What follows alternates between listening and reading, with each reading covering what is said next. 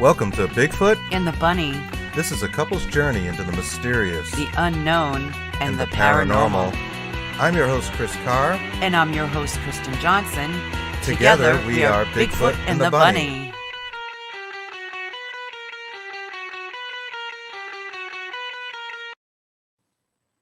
Hey, we're live. Welcome to Bigfoot and the Bunny. I am Chris Carr. And I'm Kristen Johnson. Happy Saturday. Happy Saturday, everybody. Hope everyone's doing well out there. We have a great show for you this week.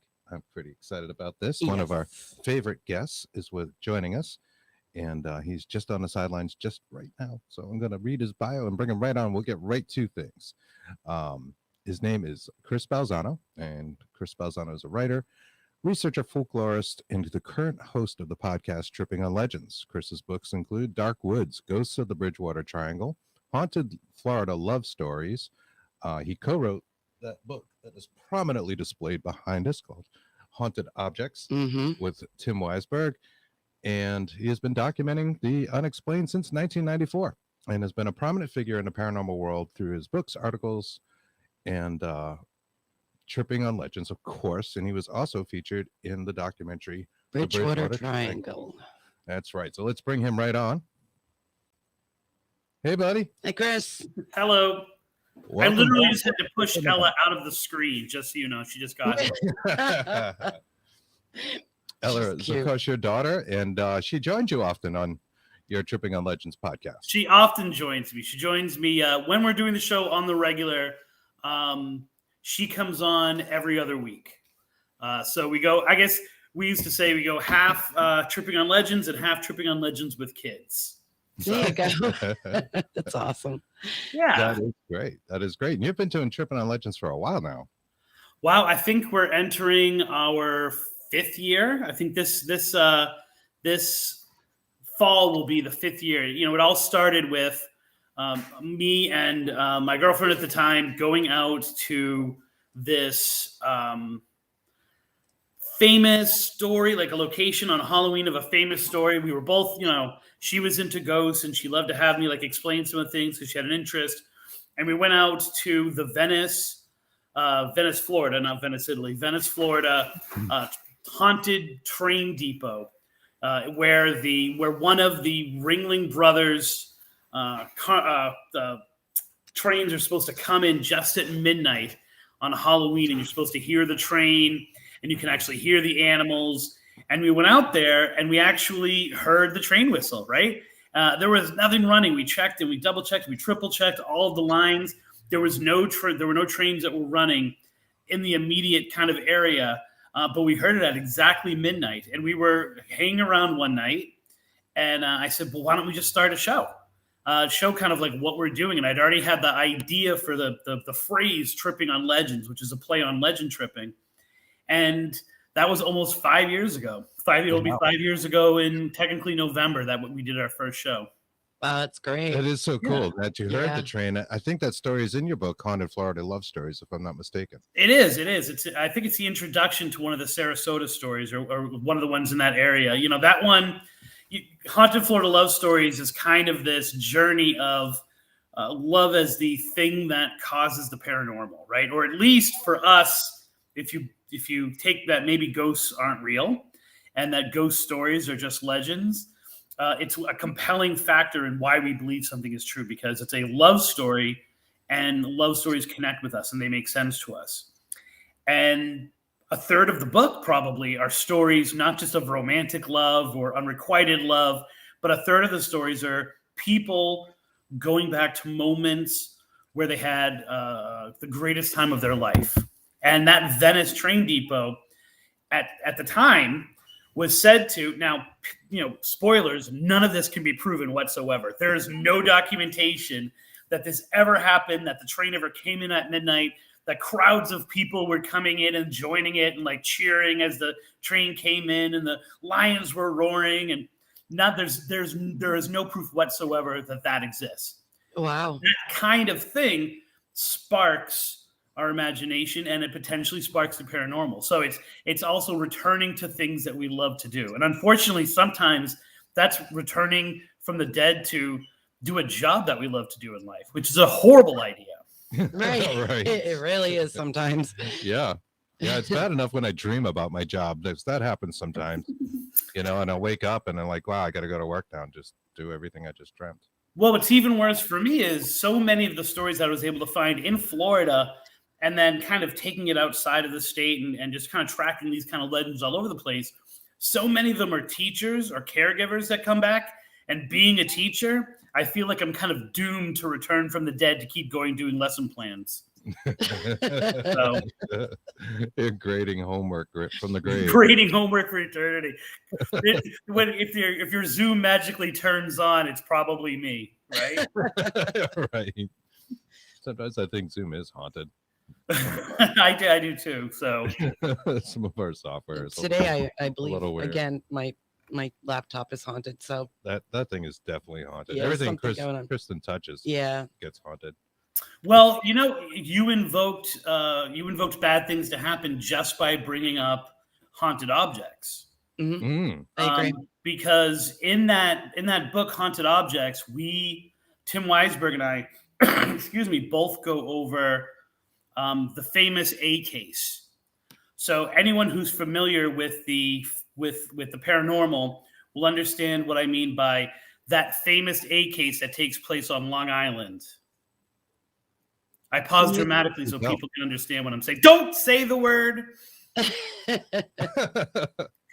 And in that book, I track this whole long progress of someone wanting me to write, co-author a book with them about Butch DeFeo, and him giving her all of these files and all of these dark figures appearing in her house and her animals dying, and her being like, do you want to write the book with me then? Do you want me to send you the files?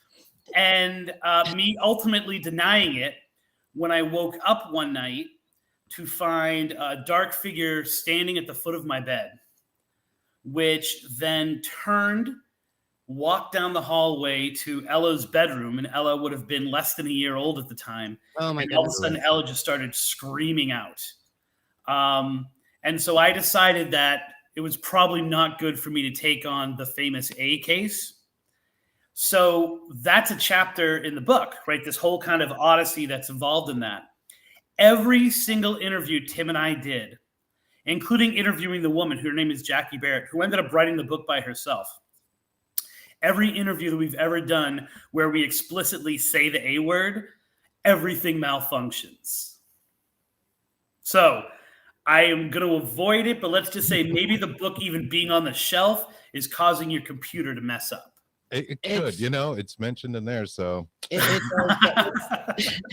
like Chris says, everything I touch just happens to, depending on my energy, it just happens to. We got a few comments and listeners out there. Hey, Ken Allen, how you doing? Hey, Ken. Also, Irene Takura from Japan, I believe. Hi, Irene. Is out Good there. She says, try to find a clean place without any place haunted is impossible to live. And then she mentions that my Fuji is haunted. I'm not sure what the Fuji is, Irene. I think she probably means Mount Fuji. Yeah, Mount Fuji might be haunted. My Fuji. Otherwise, if she's calling something my Fuji, I'm not quite sure. Yeah, I just didn't want to touch that. So go ahead, Irene. You need to explain to us. And Marie Young is out there, and she says hello as well. So, hey, Ann. Hi, Ann. All right. Yeah. In that Haunted Objects book, I noticed there's a little Christmas story. And I find this really interesting because we had Tony Desbians and Satari Haas was on a few weeks ago, and they're very into haunted objects and have a haunted museum. They were actually in their haunted museum for the show, and they were showing us a Christmas angel where the tree had burned down, the angel was intact, and apparently the cause of this haunting in this house was this Christmas angel. And I thought that was weird, but you also have some Christmas stuff in that book. Yeah. Wow. Okay. I'm trying to remember back now. Yeah. I know that there was one object that kept appearing and disappearing. It was a little bear ornament, which I now have. It's in my house. It actually came back. We're actually, Tim Weisberg and I are redoing that book because the rights reverted back to us. And we're like, so much stuff has happened relating to these haunted objects since we first wrote the book, right? Which was actually pre-Haunted Collector and pre kind of our, collective social media and media embrace of haunted objects. We're like, we feel like we need to redo it. And the object has actually come to me. She found it again. She mailed it. If I remember the story correctly, it was it had bells and it was going off and something like that. And then the one I do remember was my niece, where the angel kept turning itself around. Right. Yeah. So she would come down. She would. It was only taken out during Christmas time, and it was put on the little. It was a little perch like in the dining room, and she loved it, and she would just sit and watch it, and she would talk to it, and my sister would come out, and it would be turned around, and so she assumed, because my niece is very witty, still is, that she had punished her, and she had turned her around because she was mad at her or something like that, or she was doing something wrong, and didn't want the little angel to be worried to catch her, and so she yelled at her for it, and she's like, "Mommy, I've never touched it," and this is a woman who is now about 2 semesters away from getting her doctorate in biochemistry. So this is not someone, even when she was a kid, she was very serious, right? It's true. So it kept happening. Then one day my sister came out, and there was a trail of what looked like blood coming from where the angel was steeped. And then after that, they were never able to find it again. Oh, wow.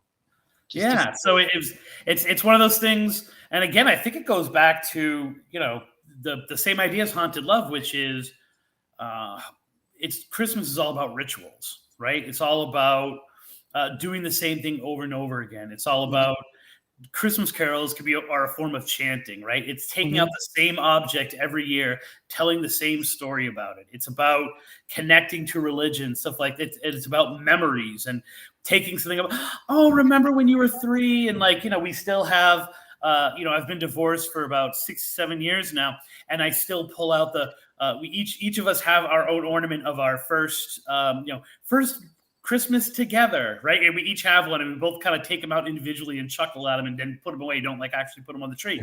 But each of those things spark something, right? They spark energy. And what is a ghost? What is the paranormal other than the repetition of things that are no longer actually there?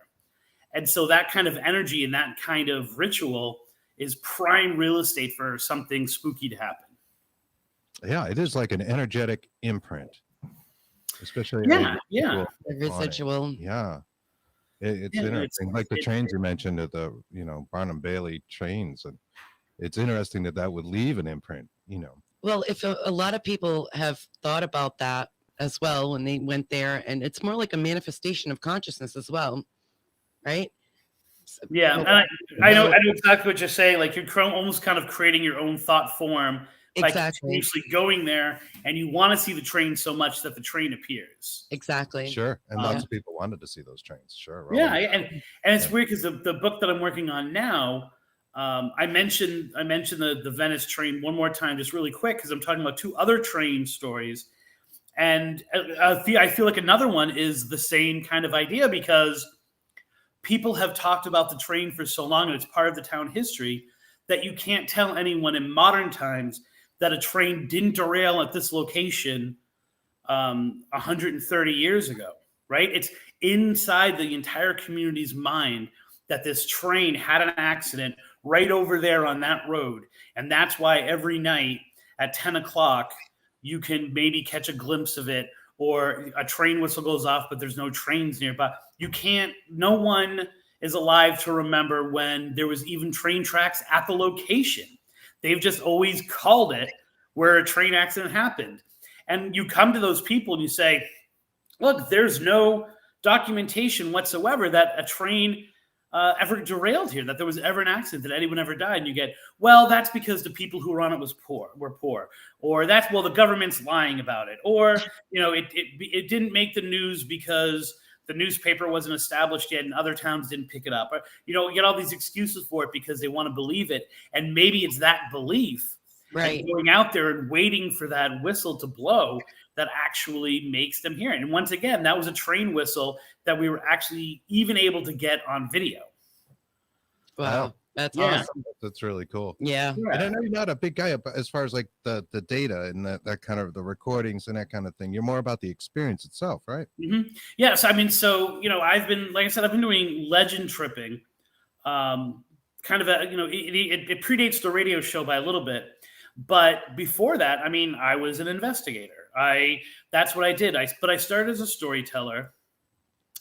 I became more of an investigator as it became relevant for me to go out and try to lure other people to the story by giving them something to hold on to, that something was real. And that then became, people were then calling me, asking me to help them with their houses. So I became an investigator. I've written 2 books about how to be an investigator and the investigative side. And then probably about 10 years ago, it was after Haunted Objects came out, Tim Weisberg and I were asked to shoot a pilot for a Haunted Objects TV show. And I remember they flew me up to Boston. We shot most of it in what is the Bridgewater Triangle area. And then we were rejected. I'm not saying it's because I'm, an ugly guy, but I'm sure it had something. My charm's great, so I don't know why they wouldn't want me for a TV show.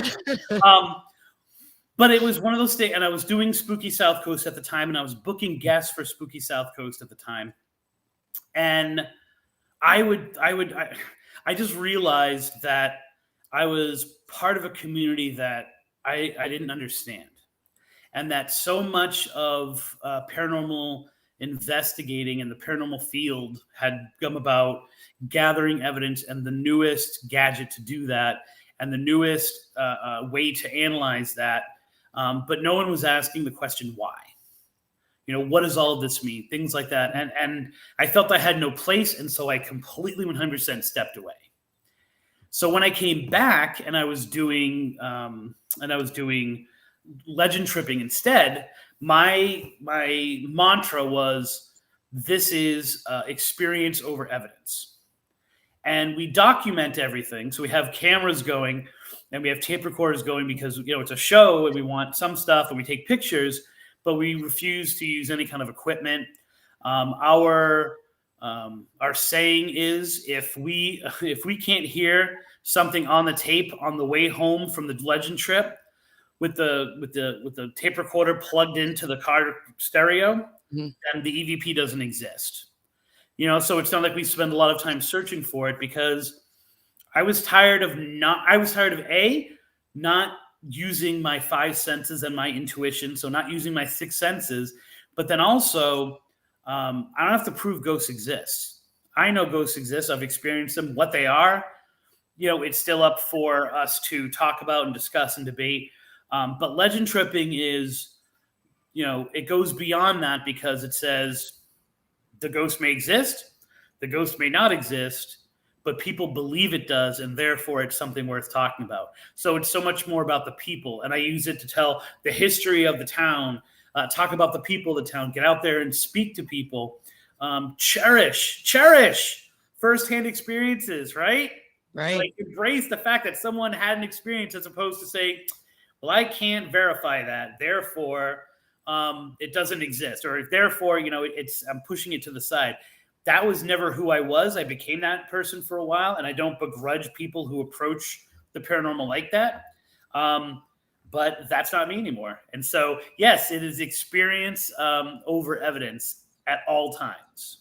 I think that's great. I think too many people do get caught up in the technology, and if it didn't make the meter go off, then it didn't happen. But you have these experiences, and if you're thinking about the tech so much, you could miss the bigger picture of what's going on. I think our most paranormal experiences are just that, they're experiences. In fact, I think it's weirder if it doesn't show up on the recorder. These kind of experiences where we heard something very prominently and it's not on the recorder, and I go, that's really paranormal.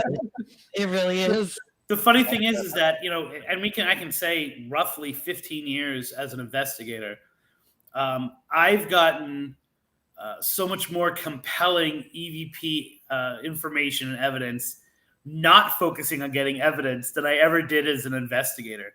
And when we have, it's interesting because a successful legend trip doesn't mean that something happens, right?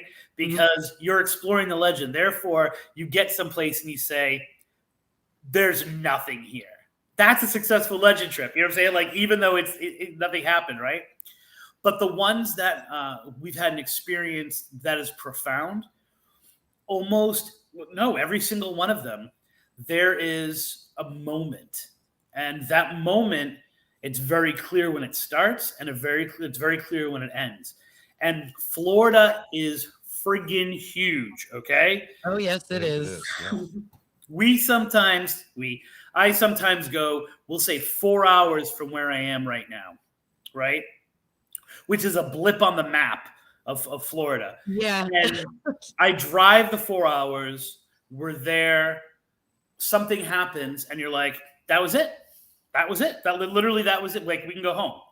You know, it's not as opposed to we need to stay all night, we need to investigate. It was like the other side opened itself up for that moment. We had that experience, and every time that's happened, it has been profound. And I say to people, and you try to explain, and they say, "Well, where's the picture?" Where I'm like, "Yeah, I don't need a picture. I don't need a picture. You know, here's the story." And that's why oftentimes, like especially in Haunted Florida Love Stories, there's no firsthand experiences of me in that book, right? And actually there are very few firsthand experiences. It's really, really focused on the legends, because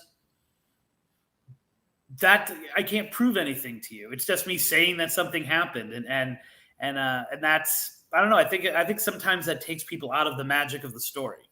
Yeah. There's stories. It's like folklore. And they're compelling because they're retold. They're told by people. It's not like oral traditions made these things up. Right, and there's always a hint of truth in those folklore. That's right. The funny thing is I go to libraries and speak, and I do different events, and I love the Venice train depot story, right? And I tell that story, and people like it, don't like it. Generally people enjoy it because it's especially because I focus a lot on the west coast of Florida because that's where I am. But what people really love about that story is the fact that part of that story and part of the legend trip was that there was they decided they wanted to winter. Barnum wanted to winter in Sarasota, in that area, and Venice, Florida, and people were hesitant, right? And so what he did, being a genius that is he said, I'm only going to pay my employees in $2 bills. And when they spend money all over town, at the end of the night, people will check their registers. They'll see that their registers are filled with $2 bills, and they know that we are adding to the economy of this location, and they'll love us, right? Yes, yeah. And me going to that location was predicated on the fact that I was at a middle school dance, because I taught middle school at the time. I was at a middle school dance, and a kid bought candy and paid me with a $2 bill the day before Halloween. Wow. And I was like, this is, we say on the show, #follow the signs. This is my sign that we've got to do it this year. I tell that part of the story, which has really nothing to do with ghosts, and people love it because it's not only about the history, it's about the history of an area that they know. And it's about making what is something you can read in a book or something you might know of. Like, everyone in this area knows the influence of the circus on the community. But to hear that story, people enjoy that even more than the ghost story. Right. Absolutely. That's cool. And I love that you got the $2 bill the day before. The synchronicities, that's a good story too, because everybody. I got 3 of them, actually. It was $6, and he paid me with 3 $2 bills. Wow. Yeah, and so when we went to the train yard, that's what we did. We put the $2 bills on the track as a way to try to make the experience happen.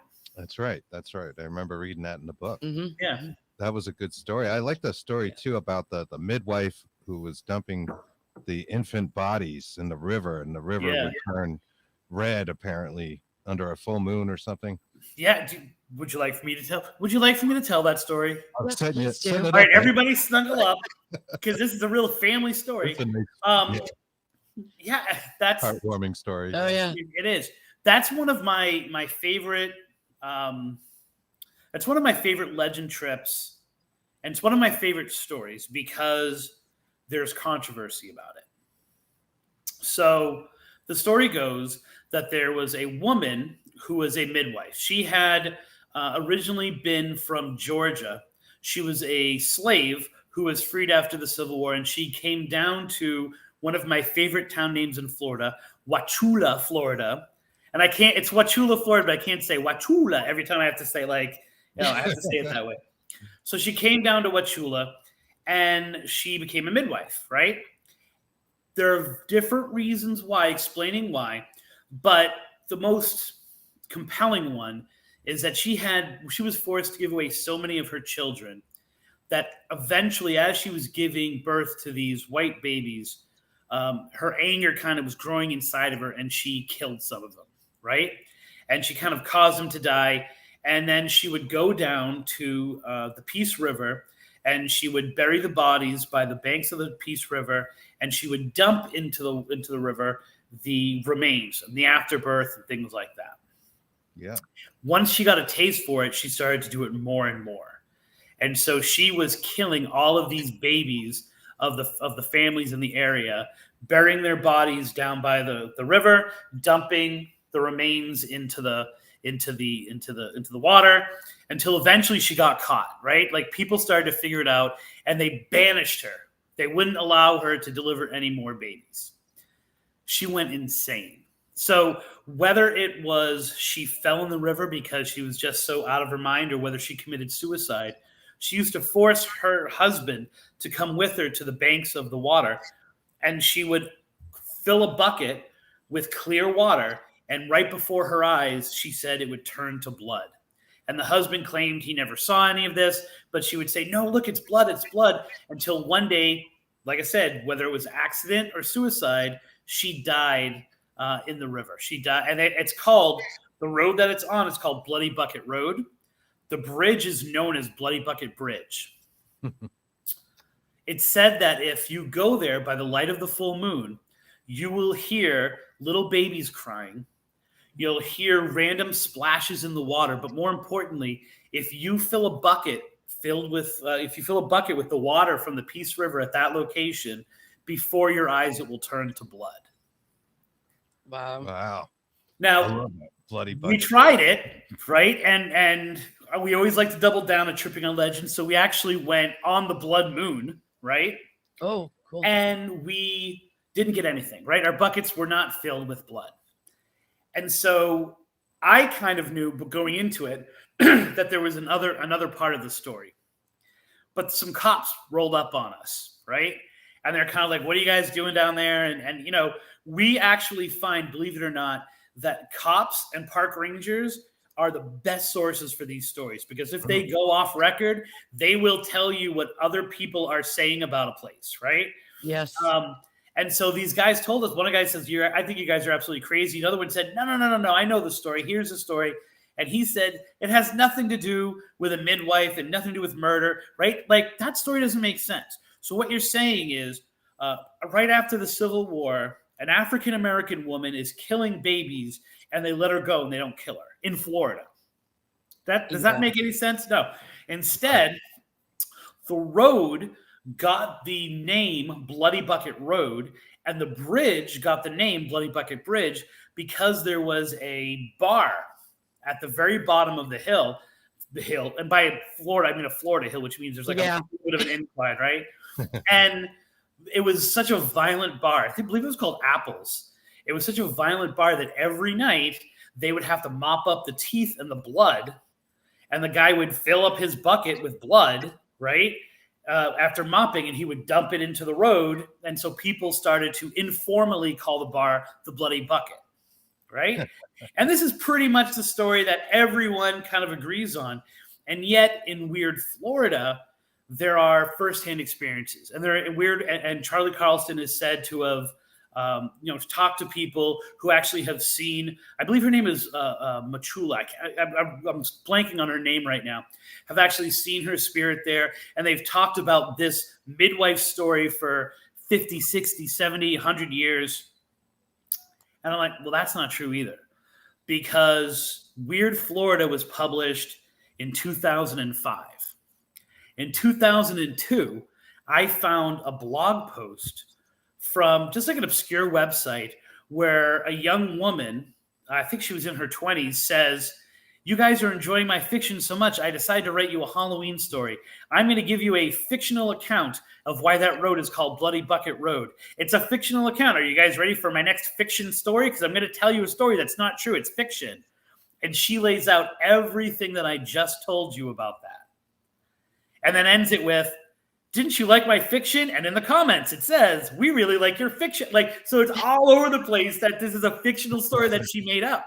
But it becomes codified because it appears in weird Massachusetts, and it's a story that exists, even though, and no matter again, once again, even though I can kind of prove to some degree that the story's not real, right? It doesn't stop people from telling that bloody bucket story over and over again, and it becomes the legend. Is that place haunted? I think it is. I think there's definitely a potential that it's actually a haunted bridge. Is it haunted by a midwife who went crazy and started to kill people? I don't believe so. Interesting, but it exists in a consciousness. So Exactly. there it is. Yeah, Chris and I, we were just talking about this last night. Yeah. About like UFO sightings right now, where you have the government, releasing all this footage, and it's on mainstream media about UFO footage, and it's almost guaranteed to increase the amount of sightings. Exactly. In fact, we've seen some things, and it's like, it's weird. It's almost like it's in the collective consciousness. Therefore, or maybe it's our subconscious seems to create it and make it a reality, and it manifests. Right. I always say that, and this is why haunted love is such a driving force, because those love stories all make sense. The amount of stories that I have that are Romeo and Juliet, misunderstanding lovers commit suicide, so now there's a ghost. Like, it's amazing how many of those I have, because they are in our consciousness. We're told those stories, therefore it makes sense to us, right? Mm-hmm. And so it's the filter that we create. When you experience the paranormal, unless you are knee deep in a ghost world, when you experience the paranormal, you have no frame of reference for that. It's unusual, right? It's not supposed to happen. Therefore, to rationalize it, explain it, process it, you need what you know. And a love story is what you know.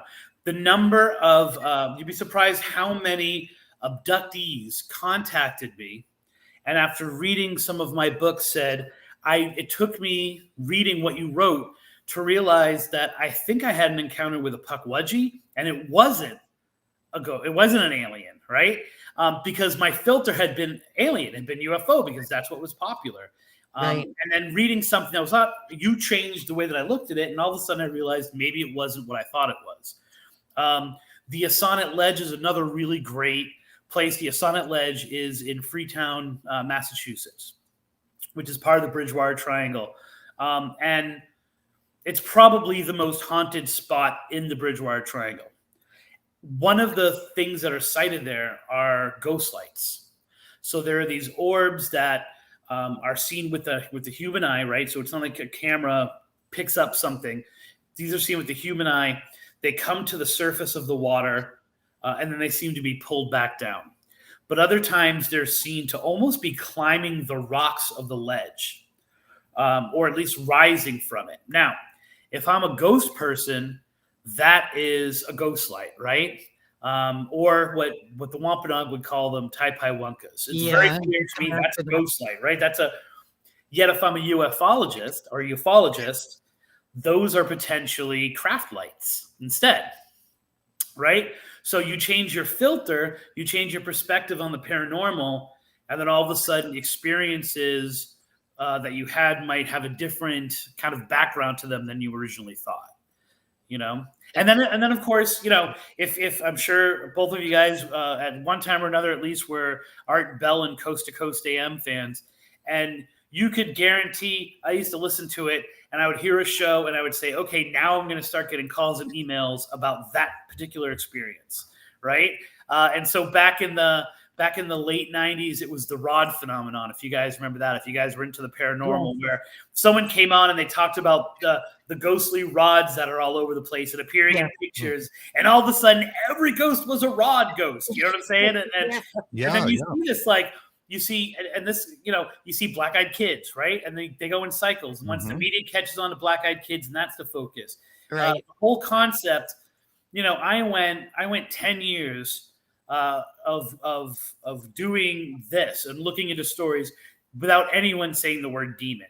And then it became a popular term to use in the TV shows, which then became a popular term or a popular explanation for it in the rest of the world, And so you see these things cycle through. And as a folklorist, I just kind of sit back and go, I see what you're doing there. I see what you're doing there. Because to me, it doesn't matter what it is. It only matters what people think it is and how they're absorbing and kind of then pushing out their experiences. So, demon on away, I guess. Yeah, it is. It's neat how it cycles. And it's even like with the UFOs, like whether it's a saucer or it's a triangle and cigar shade, and now it's rod. sometimes it's the orbs, essentially, right? Then colored lights and why are we not seeing those classic 1940s and early 50s? Exactly. With the like we're not seeing those anymore, and now everyone has to be one of the what do they call them? The Tic Tacs. Tic Tacs, right? Yeah. So. Yeah, no, it's very true though. Yeah. Throughout the years, that is what has happened. That's the stereotype. That's what people are thinking of, manifesting, and it just actually appears. And it also it has a lot to do with what TV shows are popular at the time as well, right?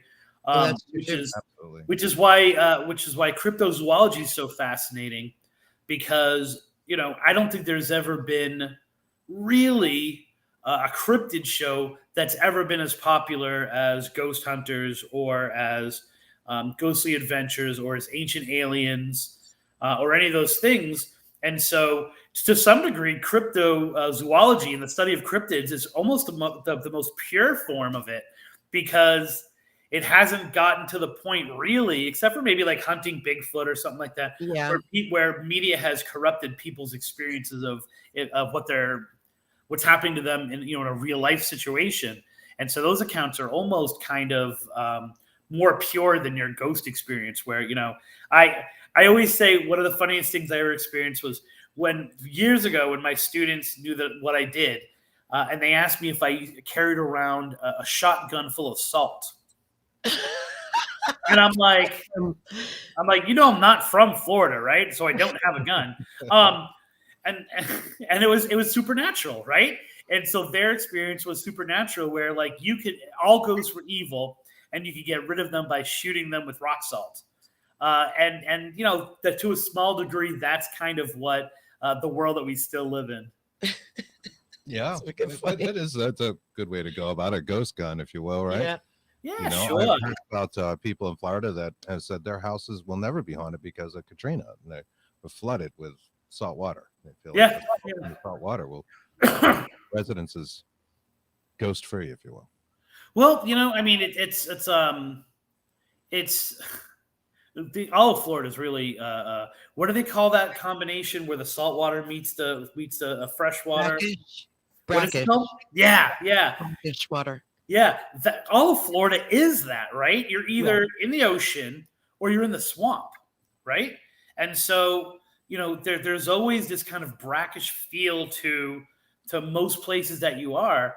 And then there's this idea that, which is really prevalent in some places in Florida, that spirits can't cross water. And so you have houses that are painted hate blue, for example, because it's supposed to be reflective of water and it keeps the spirits out. And that's still a tradition that some, and I'm using this because this is the term, that some cracker mentalities still have of this is how you protect your house.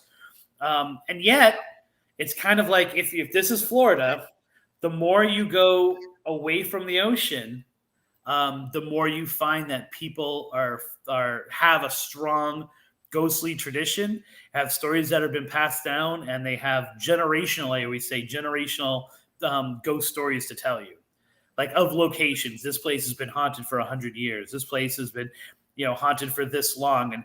And then you get to a town like I'm in, or you get to the ones that are on the coast, people don't move around or people are always moving, right? No one in my neighborhood is from Florida. They're all from someplace else.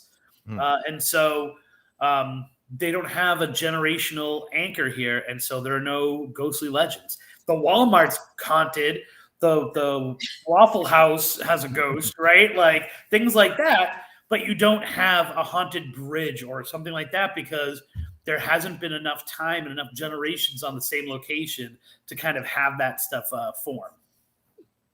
I have a neighbor that keeps mirrors in her windows facing out. Yeah. Bola's her name. And, I'm sure there's some tradition. I've never asked her about them, but I would imagine it's to keep the evil out. Well, of course, that's assuming that the evil's not already in the house. Keep it in, right? I think you know what I'm saying? Like that's always my question. Yep, yeah, she might be a little afraid of us. I think there's a story. I think it's in my very first book, which is called Ghostly Adventures. I should say it's the first one I wrote, the second one that came out, and it's actually my best friend's story. And they were living in Dallas, Texas, and it was her and her best friend. They were living, two young women living in this apartment. And one of them was really into crystals. And so she had put crystals around the house without telling the other one for protection. And so my best friend was going around. She saw the crystals. She thought they were just rocks, right? And so she picked them up and she kind of threw them off to the side. Her roommate came in and said, why are my crystals here? That's really weird. She put them back. But in the interim of that time, something dark had entered the house.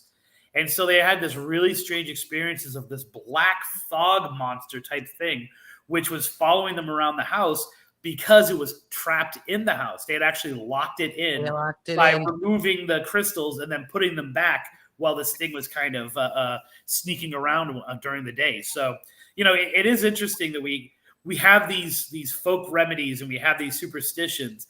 And every once in a while, something happens that makes you say, well, there's like you were saying earlier, there's an ounce of truth to it. There's a reason why we have these superstitions and why we have these rituals, and there might actually be something to them.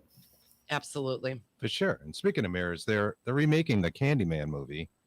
I don't know if it's like Candyman Part 2 or if it's more like a total reboot. Because there is a Candyman Part 2 already.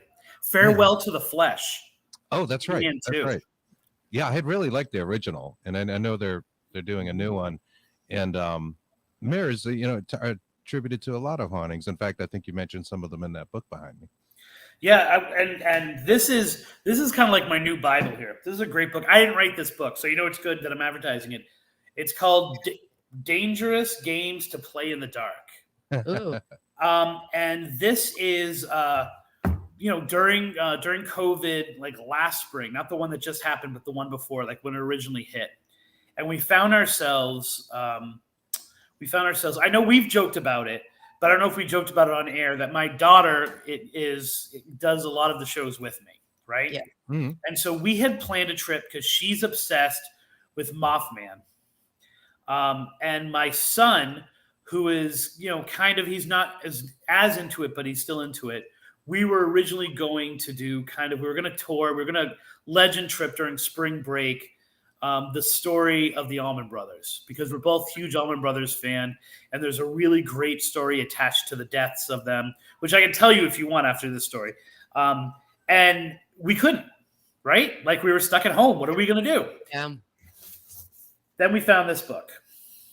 We were talking about the elevator game off air. This is where the elevator game comes from as well.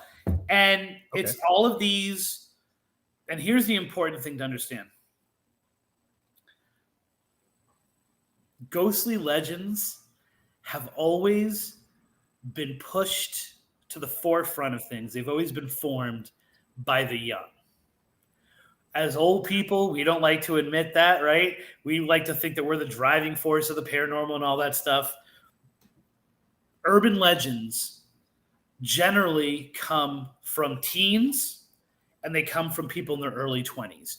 And this book is kind of a capturing of all of these tween, teen, and early 20s beliefs that we have to understand, that I think all paranormal investigators, ghost hunters, whatever, psychics, whatever people are working, need to understand that this is what's molding the way people view the paranormal nowadays, right?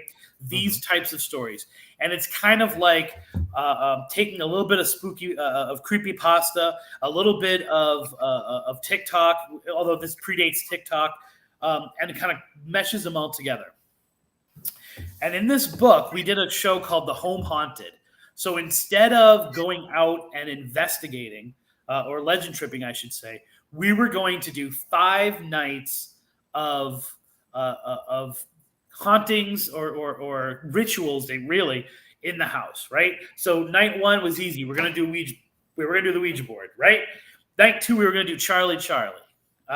Night 3, we were gonna do the Midnight Man, which is where essentially you using your own blood draw someone into your house who then you have to run around and avoid for an hour before, and try not to get yourself killed. Yeah, my 13-year-old knows all about him. He's all right. See, your 13-year-old does, right? That's right.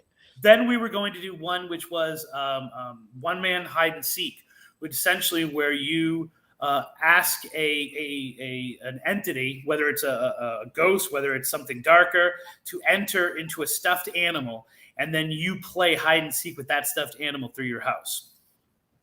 And then one of them was going to be something called Three Kings, which involved a chair and 3 mirrors, right? And you had to do a very specific ritual, and you had to mirror gaze, and you had to call upon different sides of it to do.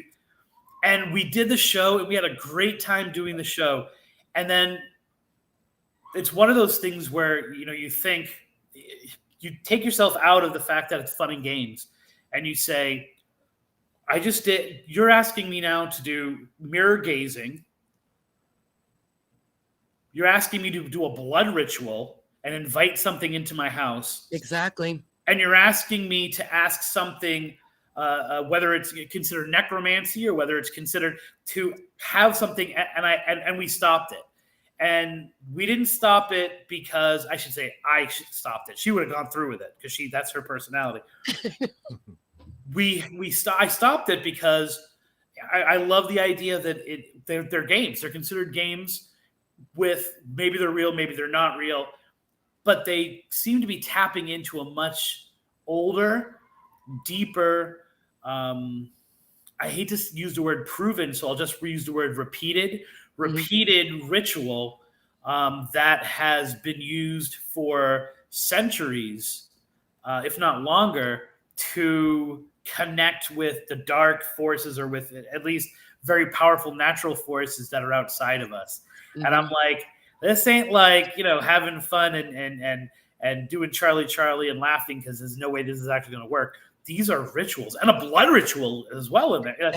And so we stopped it and we had to do a follow-up show where I really, as we're talked to about the dangers of the paranormal and even the dangers of belief in the paranormal, with at that time, I think she was still 10, my 10-year-old daughter, explaining to her how this is all really interesting and it's really fun and it's exhilarating. And yet here's this other side to it.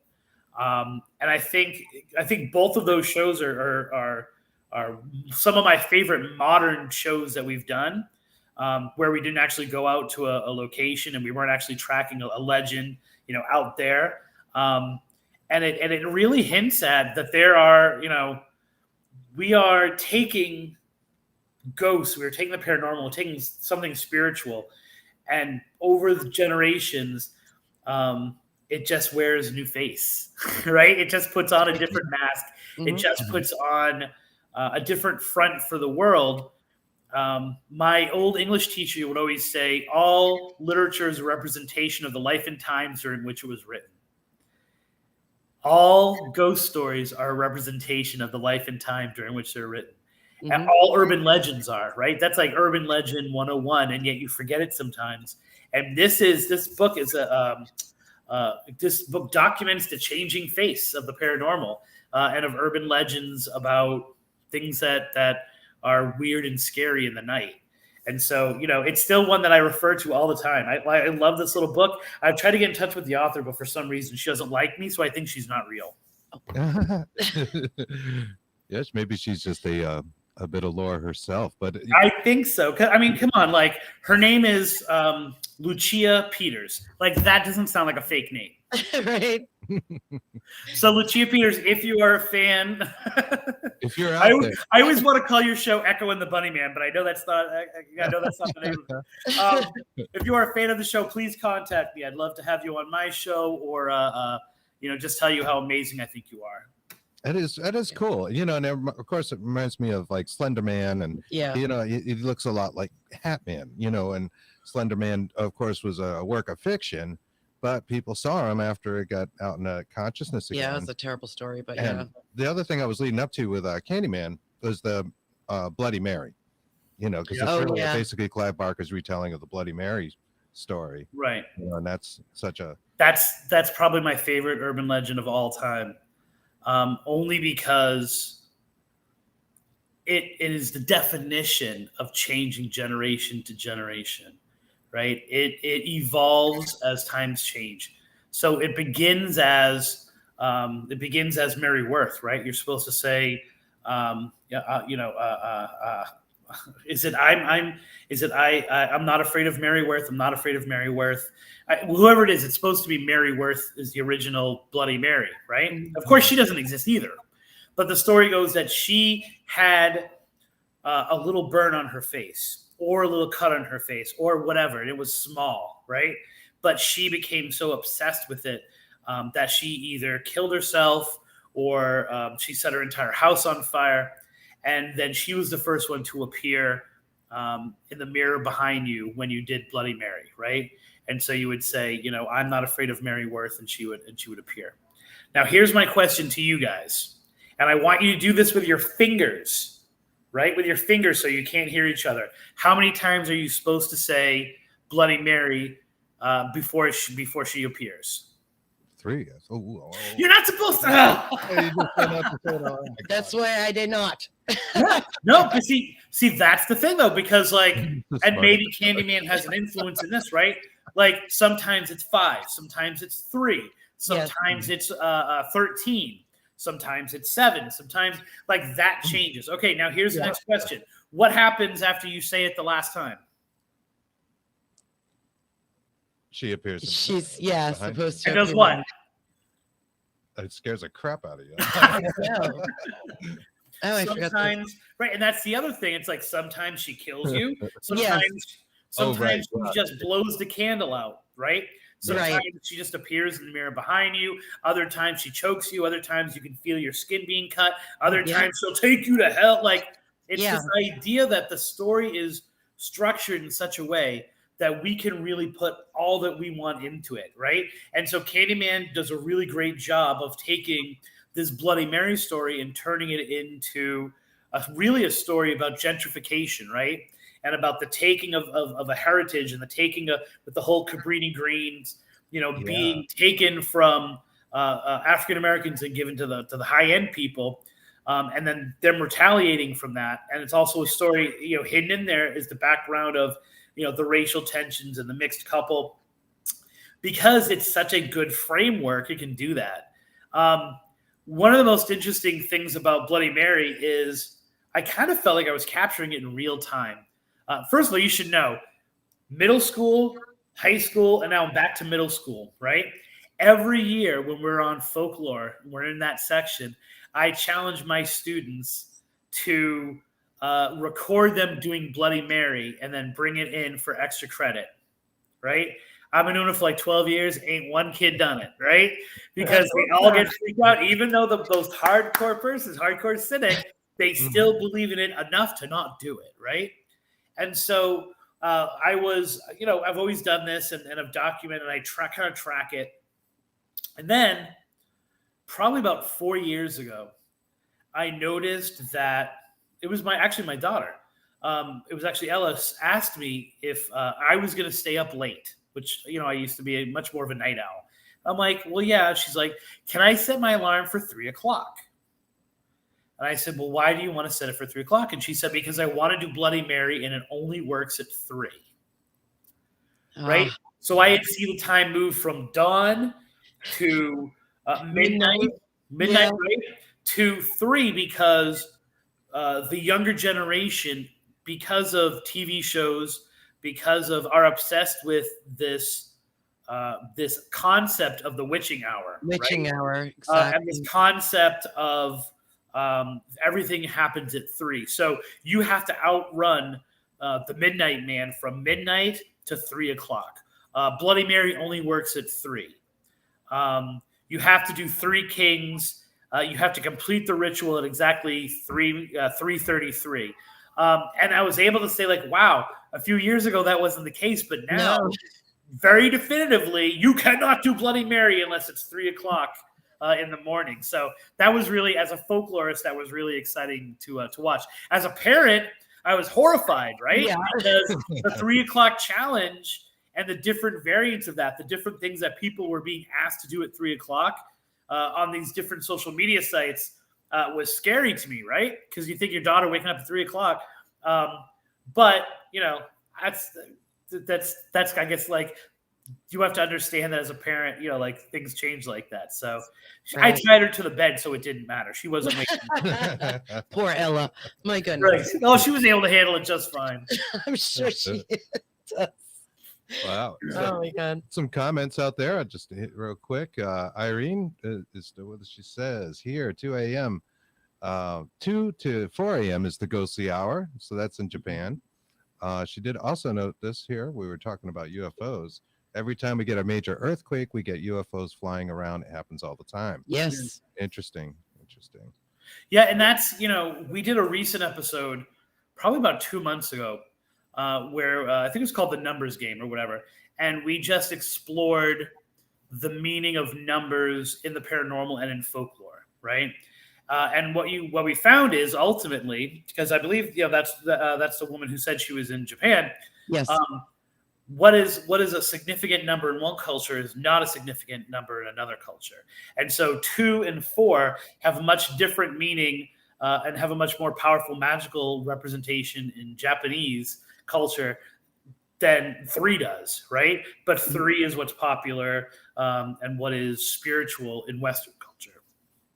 So yeah, that's interesting to note. And and it's, you know, it's, and so, you know, someone, I'm wearing my Friday the 13th shirt, as you can see. I saw Camp Crystal Lake. Yep. You know, the Friday the 13th and the number 13 in most cultures has absolutely no significance, you know, which is funny because then when you get people who translate, who look into ancient documents or ancient folklore, and they see these numbers, they add their cultural significance to it. And so you have to wonder whether it's these numbers actually do have some kind of power, or it's just, you know, we look back at them and we put our own stuff to it. I don't know. It's kind of where I live. Yeah. Probably a hybrid of both of those things. And the word you used before is ritual, and I think it does harken back to rituals and cultural rituals, religious rituals, you know, magical rituals. You mentioned necromancy, and really paranormal investigation is necromancy. You're asking a spirit to talk into a box and communicate with you. You're asking something of it. And I think that's a very definition of necromancy. Yeah, it's funny because like that gets blurred, right? And the Ouija board is a really good example of that. Like the potential dangers of the Ouija board versus the potential dangers of other kind of spirit communication, and how the Ouija board has such a bad reputation, but let's go out there and try to get EVPs or use a spirit box. When they're all just the same, like, right? If you're opening a gate, you're opening a gate, right? Yeah. Trying to open a portal to the right. If you're opening something up, you're opening something up, and it's you know, I like to study those things. I like to study what people think happens and what people think happens with certain rituals. But, you know, we find that everyday magic all over the place, right? Mm-hmm. From hockey players not shaving their beards during the playoffs, you know, to you know, driving a certain way to work every day. I annoy, especially at my new school, I annoy all of the teachers that are there because I will not park in the same place 2 days in a row. And they are all very much like, this has been my parking spot since the beginning of time. Why are you in my parking spot? And I'm like, Because I hate rituals. I hate that repetition, man. Like, I just saved you. I just broke you out of your day. What, are you kidding me? Like, I just broke you out of your sleep. There you go. They didn't like it, though. They didn't feel like I was uplifting them at all. So, No. Sure. How many people like spill a little coffee in the morning on the way to work and just say, condemn their day? They're like, I'm going to have a terrible day today. Yeah, everything becomes a sign of something. Yeah. Right. Yeah, I think we all do it. We were just talking about Friday the 13th. Yes. As far as I know, and that I've researched, it's actually, I don't know if it was 1301 or 1303. On Friday the 13th is when the Knights Templar, supposedly, they all got hung. Oh, yeah. That's where that came from. A Templar story behind that, I think. Yeah. And it's amazing that, for generations, that story didn't exist until recently. People started giving that as the reason. Like we go back and I think we rewrite history like that. You know what I'm saying? And I think that, I don't know, I've yet to have that proven to me that that's actually happened on that date but it makes sense, right? It has a reason now, because however much we love to be scared and creeped out and weirded out, we also like to have it in a box, right? Mm-hmm. This is why people can love ghost shows, but then when something creaks in their house, they're freaked out completely, right? We like to be able to have our ghosts. We like to be able to have our spooky things in a little box, and we open up the box and we play with it for a little bit, and then we close the box and we put it away, and we don't want anything, like we don't want it impeding in our dinner, or when we're trying to sleep, or when we're, and so if we can go back and explain things, right? I cannot tell you how many different explanations I've heard for why black-eyed kids are the way that they are, right?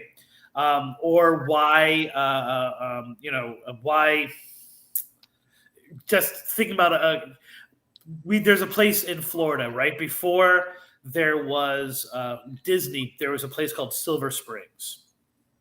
And it had, as one of its primary features, and everything kind of grew around this, it's amazingly beautiful. It's this spring in the middle of swamp and jungle, right? Like Creature from the Black Lagoon was filmed there.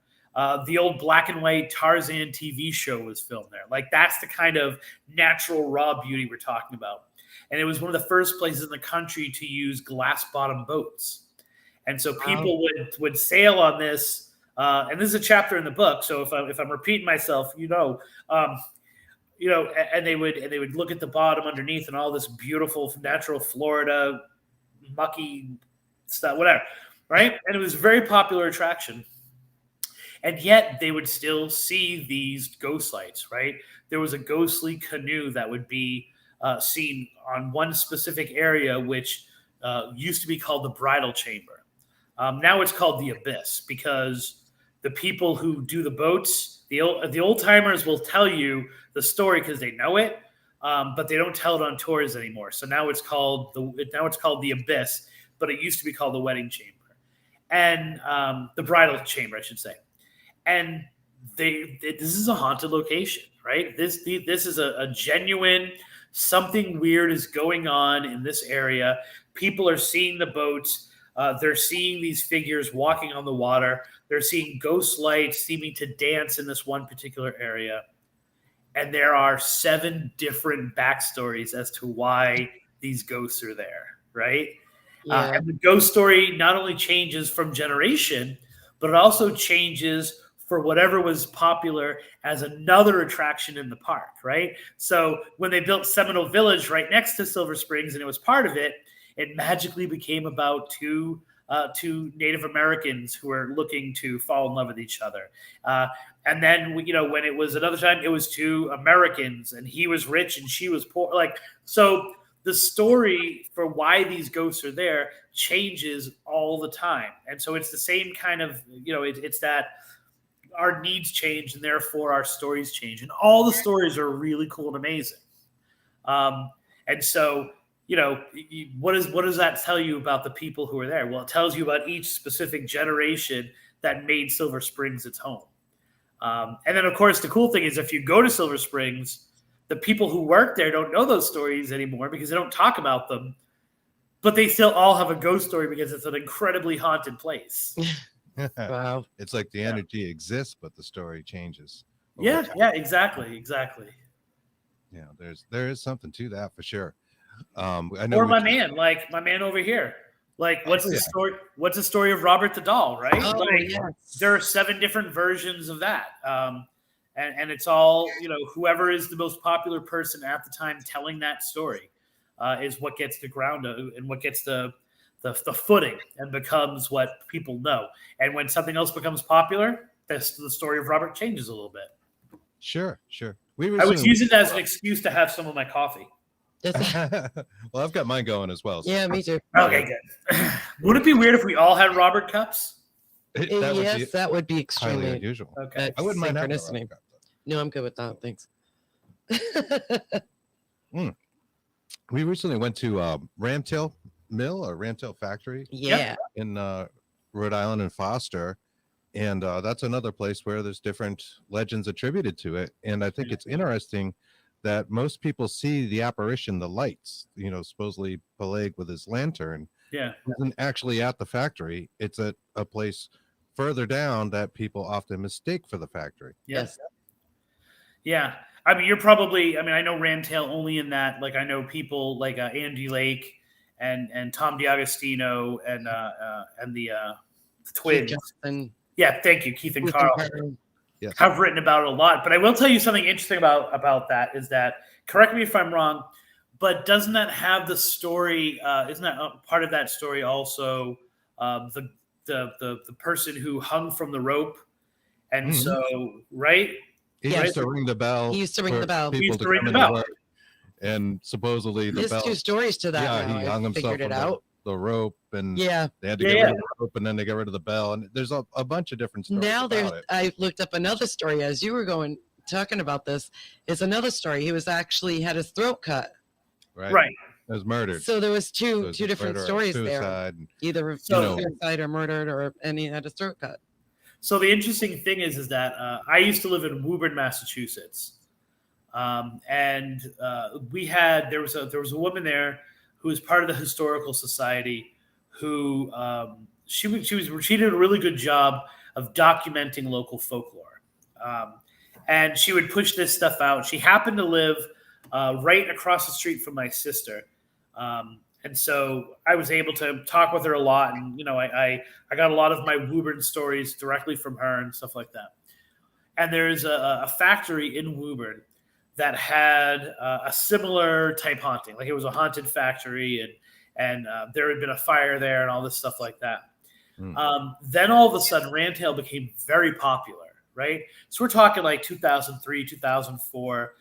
When those people I was just talking about, the Johnsons and Andy Lake and Tom, were talking about all their stuff.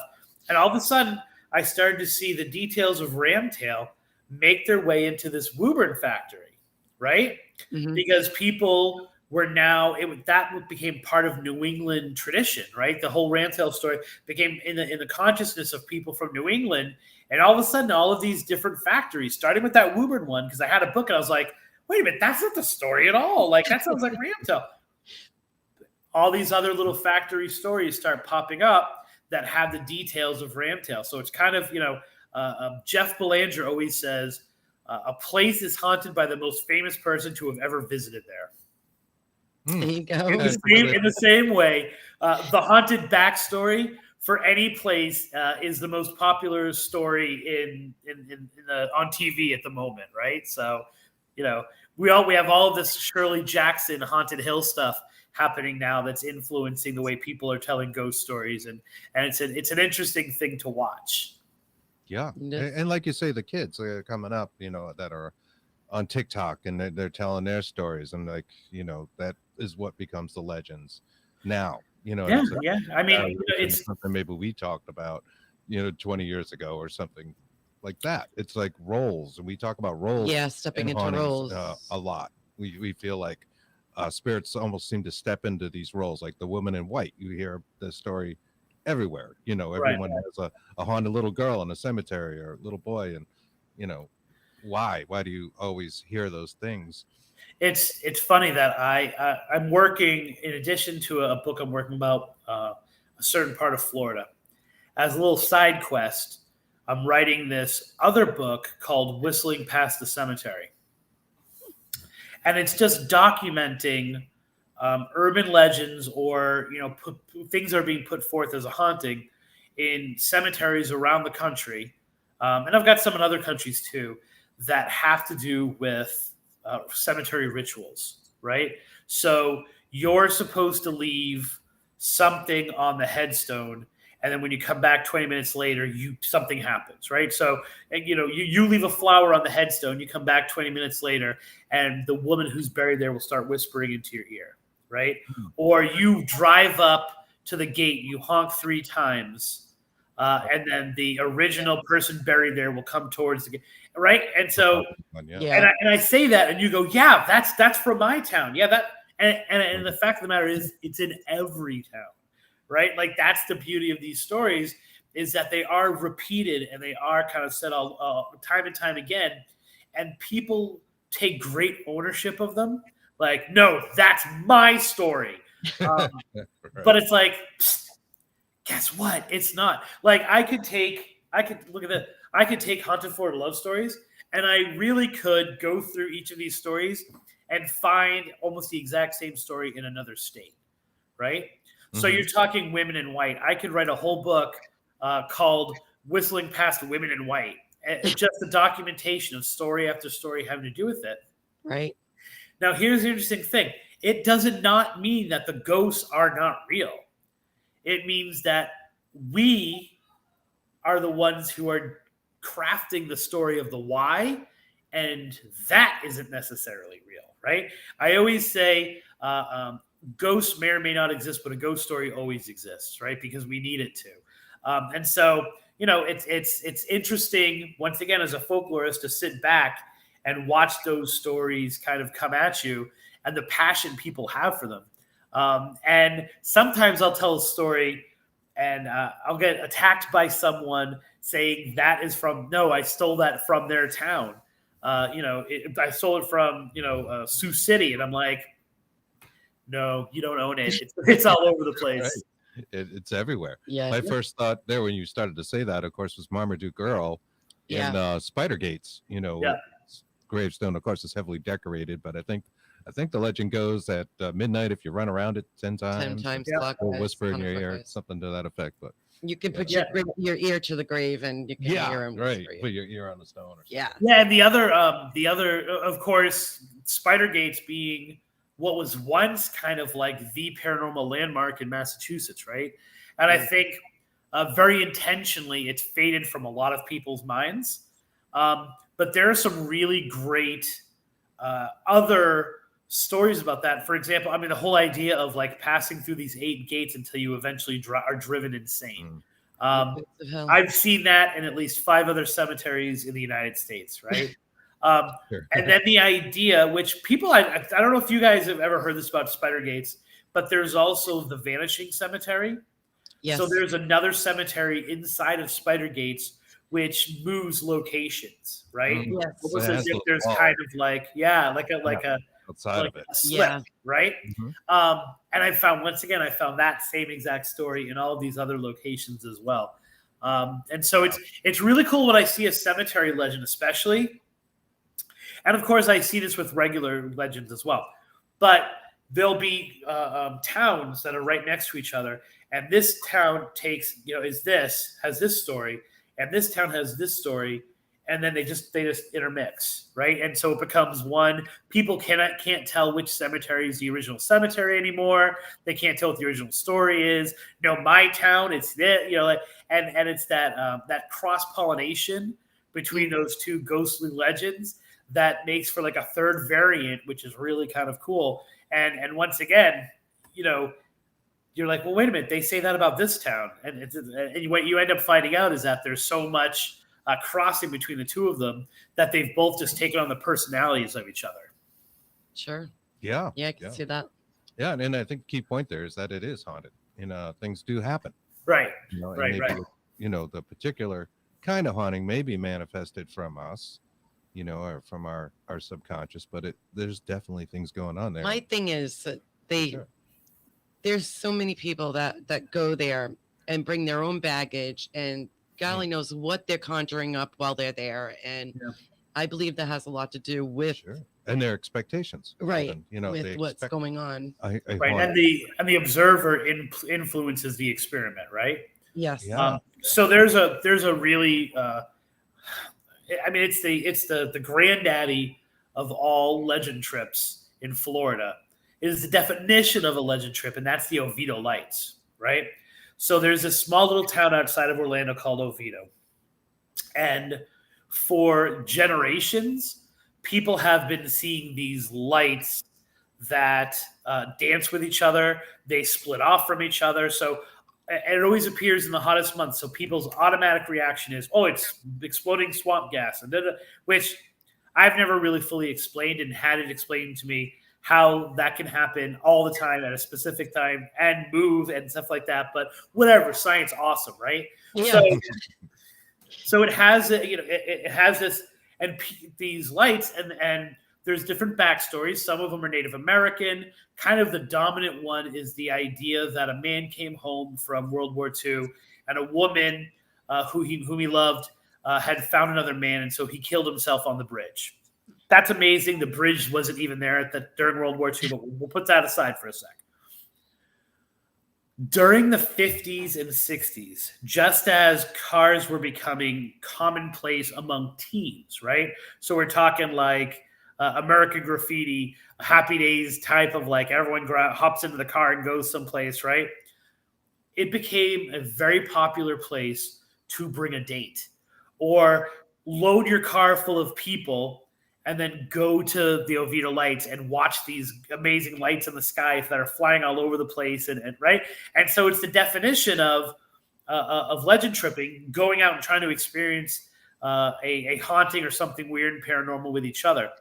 And yet there's this other element to it where, because of where it is, and it's like kind of on there's these boat ramps, and then there's woods there, and that it became a very popular place to go and see if you could look at something more than lights. Wink, wink, nod, nod. There was a lot of, as they would say at that time, there was a lot of parking going on, right? Yeah.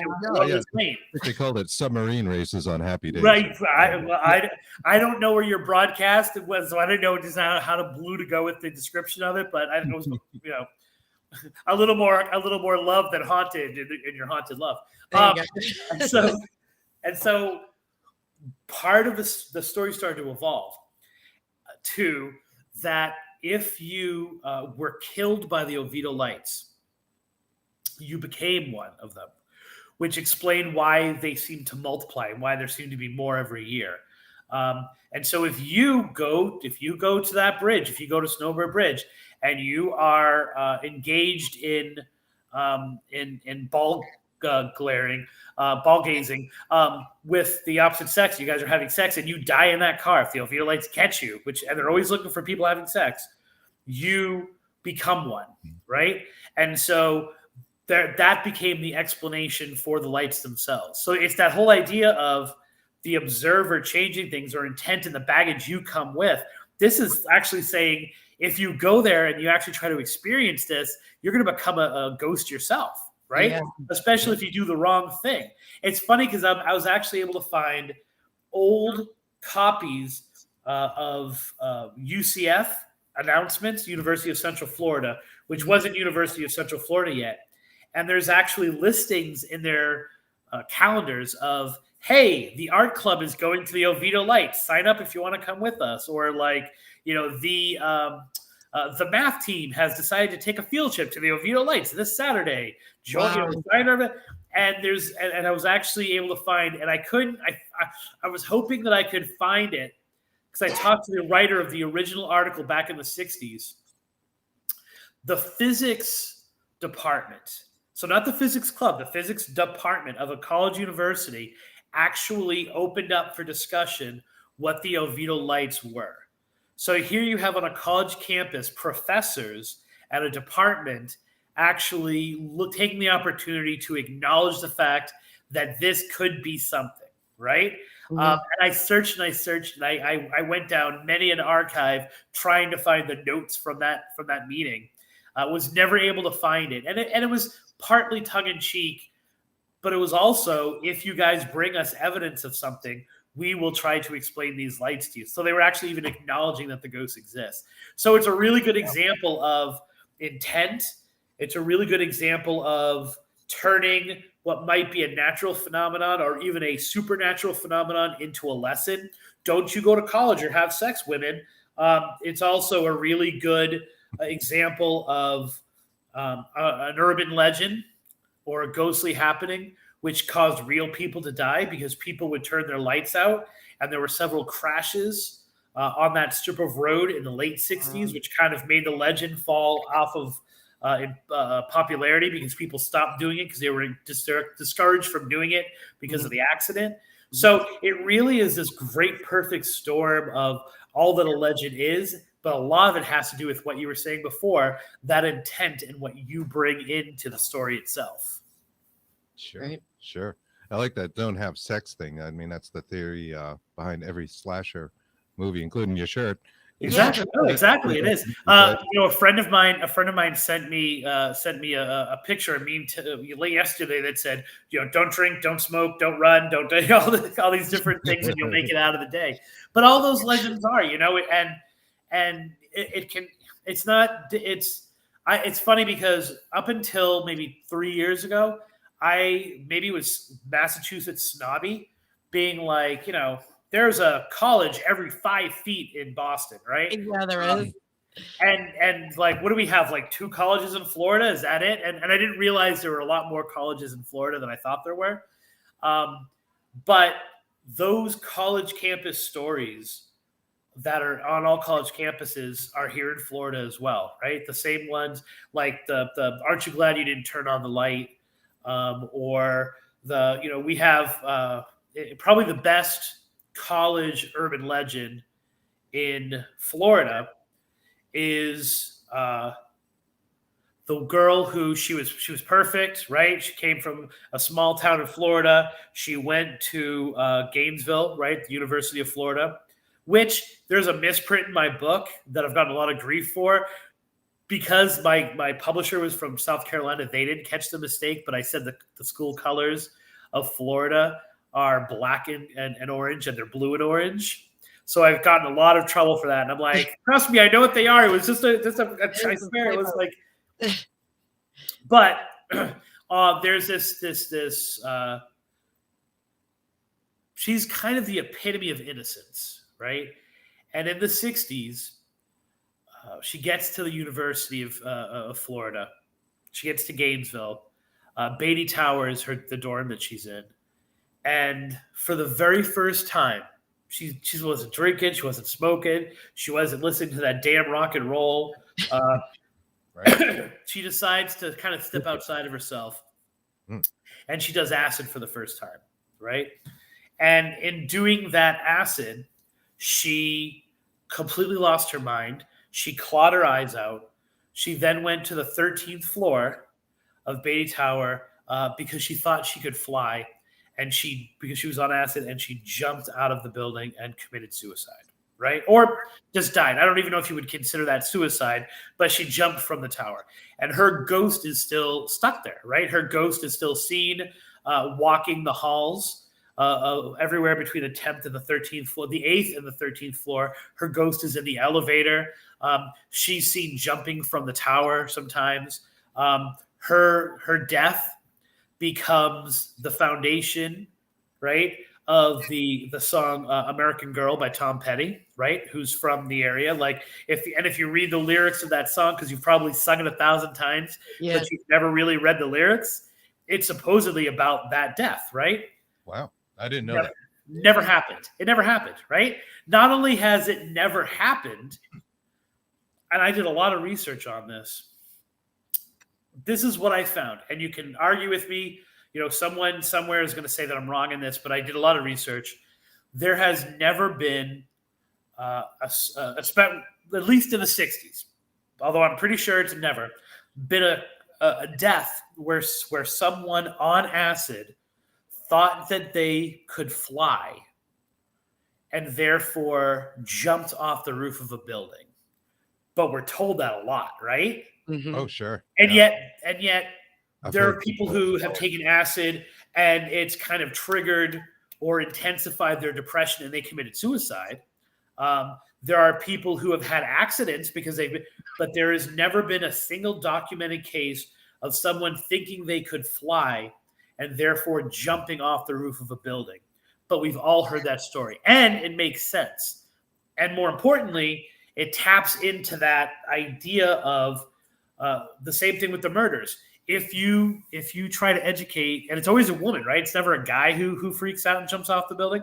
Mm-hmm. If you allow women to go off and get educated, your daughters are going to die. And they're going to become unpure. And it's hilarious, not hilarious, it's sad when you think that idea, which maybe was really prevalent and supported by the masses in the 1940s, 1950s, those ghostly legends and those urban legends still exist today when we as a society don't feel that anymore. And yet the stories are still there, which say that we kind of still do believe it, you know? Right. Excuse me, Chris. You're right. Yeah, I'm all right. My throat got dry. And You're right there, brother? yeah, I think I'll be okay. I'll You survive. need a little time to yourself? I'll be doing better than, say, Helen Hunt did in that after-school special when we were children. Exactly. PCP and jumped out of a window. if I recall. Exactly. You know, and she goes crazy when she does it too, right? Yeah, she does. She does. It's a little like that story. Yeah. And it's funny that you know, those stories exist everywhere, right? And the weird thing is that that murder on campus story, that don't go into that dorm or that dorm is haunted by a murder that happened, that might be the scratching on the wall that you don't answer the door and it's your roommate scratching, asking you for help because a killer's about to get her. Or, like I said, aren't you glad you didn't turn on the light? Those stories exist on campuses all across the country. They exist on campuses all across Florida, except for one. And that's Florida State. And the reason why it doesn't exist in Florida State's campus is that is where Ted Bundy had his kind of I'm going to just let everything go crazy because I don't want to get caught in Florida, so I get to die here. When he attacked the sorority, right?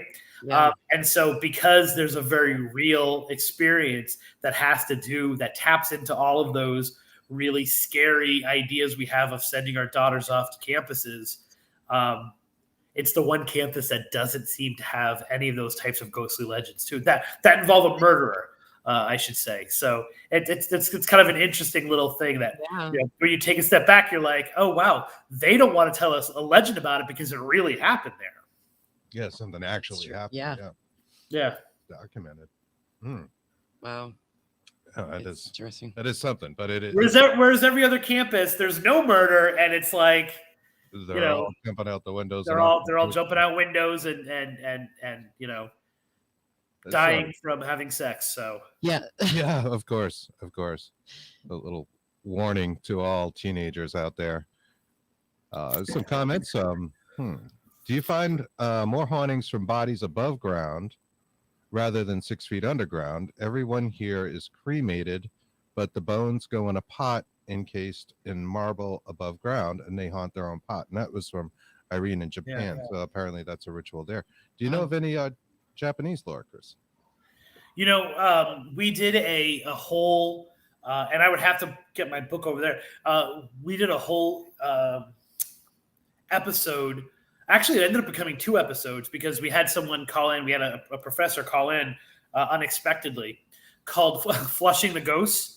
And then I always remember it's episode 66 is Flushing the Ghosts and 66B is Reflushing the Ghosts. And in there, we were looking at this place in St. Petersburg, Florida, where there is supposedly a haunted bathroom, right? And I was going to go there. That was kind of my busted out of COVID like, all right, here's some place I can get to, and it's, I'll be able to enter it. And in doing that, we kind of explored other folklore in other countries that has to do with the bathroom. Because once again, it was a hashtag follow the signs kind of moment. I was listening to an audiobook about hauntings, and they were just talking about how bathrooms are their own kind of subgenre of folklore, haunted folklore. And isn't it weird that there's not more of them? Because it is us at our most vulnerable, right? And so we use that episode to talk about Alyssa Lamb, right? And the kind of coincidence of that and Dark Water. And then we talked about all of these other bathroom hauntings and bathroom monsters, right? And so it's one of they're huge in Japan. I would never go to the bathroom in Japan ever. There are a lot of ghosts in Japanese, especially schools. And I'm falling off the name of it. I can't think of the name of it right now. But there is she, usually it's a she. She comes up from the bathroom. She's scarred. Hold on one second. Ella J! Call my daughter because my daughter will be able to rattle it off for you. Her face is scarred. She asks you if she's beautiful, and if not, then she kills you. Or she asks you what your favorite color is. So there are a lot of Japanese legends that involve the bathroom, which is kind of this unsanitary place. It's dirty, but it's clean, right? And yet Hey, do you remember the story about the Japanese bathroom girl? Do you want to tell it? Do you want to tell it? No. Okay. Just so you know, Ella has just rejected you guys and said she's not. Thanks, Ella. I remember that. I didn't know it was on the internet. Okay, but it's one of those things where those stories, what happens is those stories are very popular. Like she just said, like, nope, too late. You had your chance. Ghost on the third floor in the third bathroom and you knocked 3 times Yes, or whatever? we're gonna forget it. You had your moment. You lost it. But once again, she is right. But that stuff that she's saying is the Americanized version. So what happens is it becomes part of anime, right? So it's a Japanese legend. The Japanese legend becomes part of anime. The anime becomes very popular in the United States. Mm-hmm.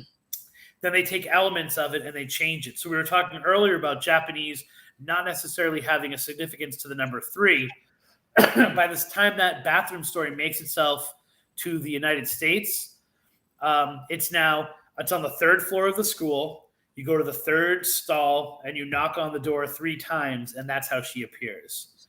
So it's one of those things where that is the primary, and really it's an anti-bullying story because the woman got bullied, she committed suicide in the bathroom, and now she's stuck there.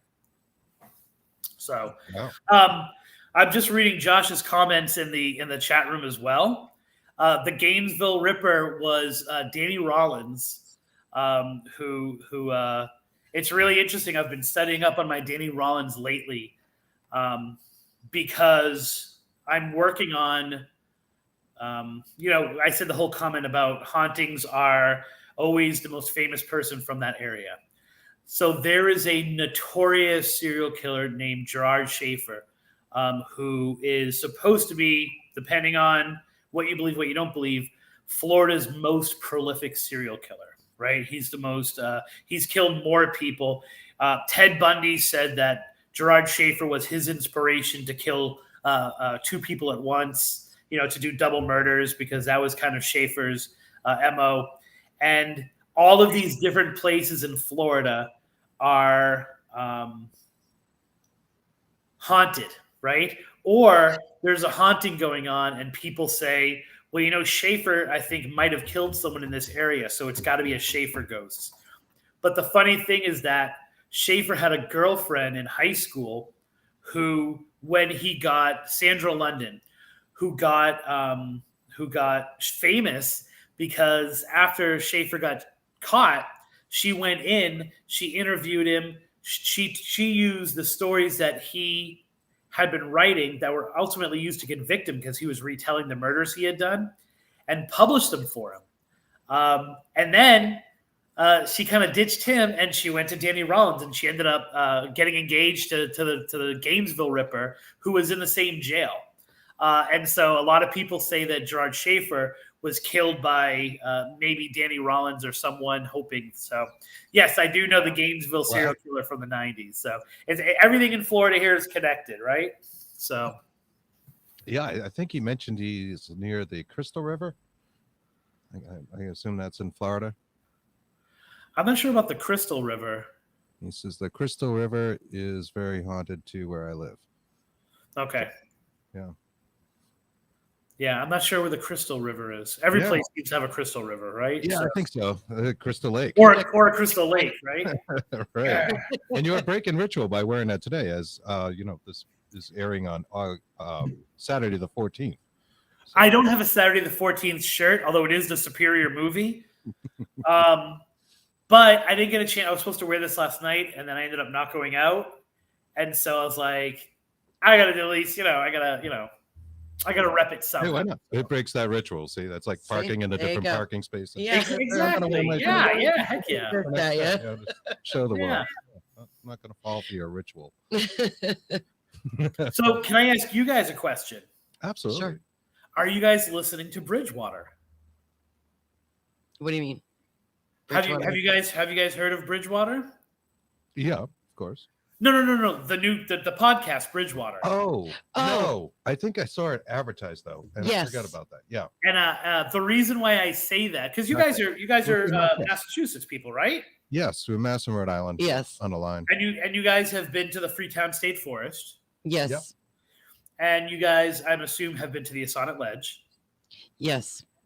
And so for those people who don't know, there is a new, by the guy who made Lore, what's his name? Aaron Menken. Oh, I like that, Lore. He has he's taken the Bridgewater Triangle as the inspiration for a scripted podcast, right? So it is it's a fictional story that takes place in the Bridgewater Triangle. The majority of it takes place in Freetown, right? Mm-hmm. And I was just wondering whether you guys had heard it yet, and what your guys' opinion of it was. I did see something about that though. I didn't realize it was the person who had made Lore. Yeah. Is it out now? Well, the first 2 episodes are out. So I figure I'm going to allow another 2 episodes to come out, and then I got to do a show on it. But it was interesting because one of the things that really annoyed me is that they kept talking about, they kept saying that the water where the Assonet Ledge is, they kept calling it a lake. And I kept saying, it's not a lake. It's not a lake. So I was wondering whether you guys had listened to it, because you made me think about that when you were talking about the lake. Well, sure. And for our listeners that don't know, because this goes out a lot of different places, you're known for kind of bringing out the Bridgewater Triangle, your Ghost of the Bridgewater Triangle book, which is a great book, by the way. Enjoyed very much. And the Puckwudgie lore surrounding it. Yeah. Maybe you could tell our listeners a little bit about the Bridgewater Triangle if they're not familiar with it. Wow. Okay, sure. The Bridgewater Triangle is an area in southeastern Mass, right? That inside of this area, and it's about 200 square feet, anything that you could possibly think of that has to do with the paranormal, right? Anything that ghosts, zombies, Bigfoot, Thunderbirds, UFO sightings, all of those things. They all exist in this Bridgewater Triangle. And Lauren Coleman started kind of documenting that something weird was going on in the 70s. And then he published in 1983 Mysterious America, which kind of put it all out there that, this area is known as the Bridgewater Triangle. So he started with East Bridgewater, West Bridgewater, and then Bridgewater proper. And then he kind of like spread it out as he started gathering the stories until it was Freetown, Rehoboth, and Abington. And it's a location. My first book was Dark Woods, Cults, Crime, and the Paranormal in the Freetown State Forest, which I happen to have right here. It's interesting because I started reading my sophomore year of college. I started reading a book that had just been published called The New England Ghost Files. And most people who are in Massachusetts, in New England, they know New England Ghost Files. It's like go-to literature. And I started as actually probably I would call it my first legend trip. We went out to Rehoboth, and we hit like 5 places that are listed in that book: Horbine School, Shade Factory Pond, the ghost, the hitchhiker, Phantom Hitchhiker of Route 44. We hit all of these things, and then of course we also found Palm River, and stuff like. What we didn't know is that the author lived in Rehoboth. That's why he had written so many stories about that town. So I started publishing them on my website. You were talking about Massachusetts Paranormal Crossroads off air, right? That was my first website, and I would publish, let's say, like the Dark Bride, like the woman in black from Boston, right? And I would get no traction whatsoever. I would do an article about the hitchhiker of Route 44, and my numbers would go through the roof, and people would be emailing me, and I'm like, there's something weird going on here, right? Or I would publish something about Bristol County, Massachusetts, and all of a sudden, my numbers would just go crazy, and I'm like, what is going on here? And then I connected with a friend of mine who I had known because we worked together a few years before at my sister's restaurant. We had been working side by side for a year and didn't know that we were tackling the same subject, right? He was tackling the UFO, Chris Pittman, if you know who that is. He was studying the UFOs and cryptids, and I was studying ghosts, and we were talking about the same, and we never once ever talked about our interests. Wow. In those to realize that we were researching the same area, right? By that time, Chris had kind of rejuvenated Lauren Coleman's idea of the Bridgewater Triangle and was like actively looking for UFO sightings and cryptids. And I realized that there were other things going on there, more on my end of things, of ghost stories and ghostly happenings and paranormal stuff. And so we kind of became the next generation of writers about the Bridgewater Triangle. Then we put our books out, or I put my books out, and then it kind of took off there. Not because I'm an especially good writer, or astute in any way, shape, or form with talking about this stuff, but because so many people were having experiences that they were just searching for that stuff on the internet. And so my site became very popular because so many people were inside the Bridgewater Triangle having these crazy things going on. And then as I started to work on Dark Woods, I was approached by 3 people who had almost the exact same story. And that story was they were in the woods, and they were in the Freetown State Forest, all 3 of them. And they came across in different ways, they came across what they described as a troll, right? And the troll kind of looked at them. They described it somewhat differently, but all 3 of them basically said it was a person. It looked like a person crushed to 3 feet.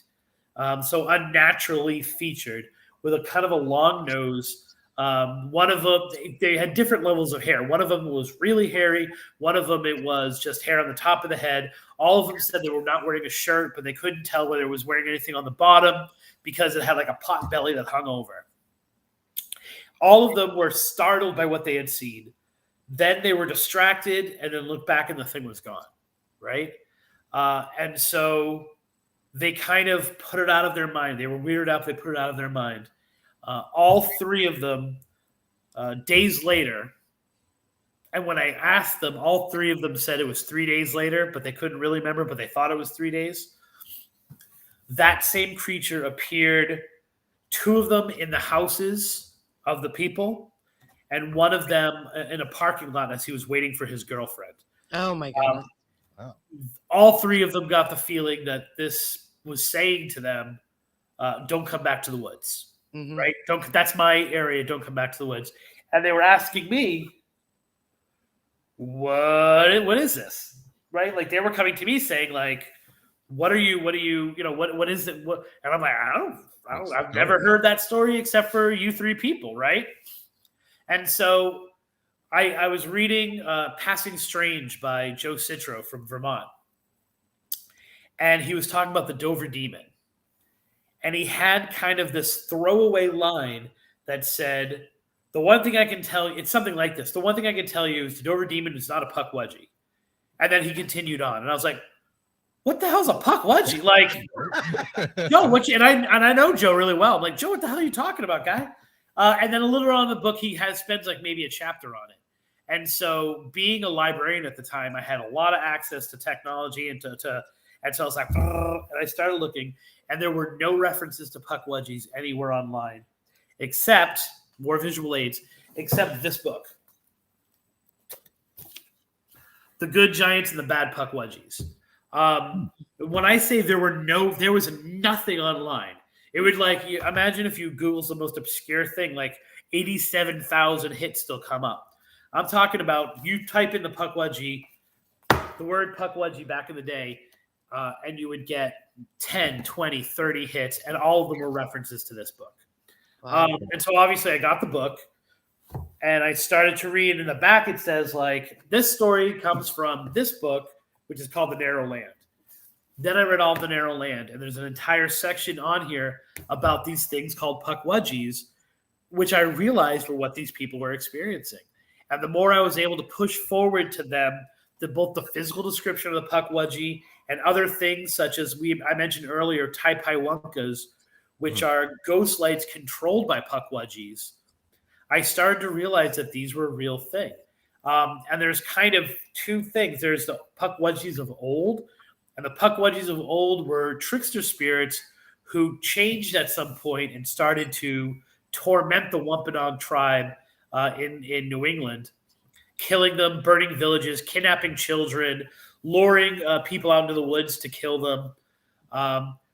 In The Narrow Land, it talks about them being under control of the devil, or of like a dark force, which the Christianized version of the Wampanoags called the devil, and being very disastrous to the communities. Then there are the Wampanoags of modern times, which I think in the war against Puckwudgies we've won, right? Because now, instead of this being this active kind of like attacking villages and things like that, Puckwudgies are the guardians of the forest. And if we impede on certain parts of the forest, they stress their superiority only to tell us to stay out of certain parts, right? And I started to look, and there were reports all throughout the Bridgewater Triangle. There were reports in Maine, other parts of Massachusetts, other parts of New England, Rhode Island.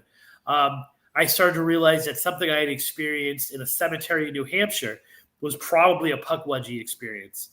And then it kind of expanded from there. Like, the more I published, the more popular they became. They're now a house at the American version of Hogwarts, right? So Puckwudgies are part of like the Harry Potter universe now. Right. Yeah. J.K. Rowling has yet to write me a check, so Still waiting for the check, right? I'll wait for that, right? Sure. And then I started to find that it was in other places as well. One of the major ones was, oddly enough, Indiana.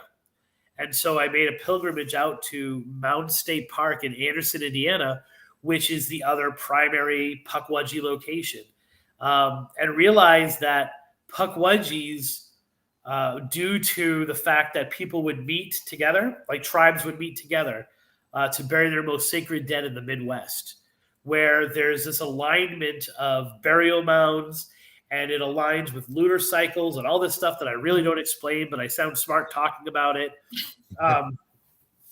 It all focuses itself on Indiana, and this one place in Indiana. But they don't speak the same language, right? They're different, all these different tribes.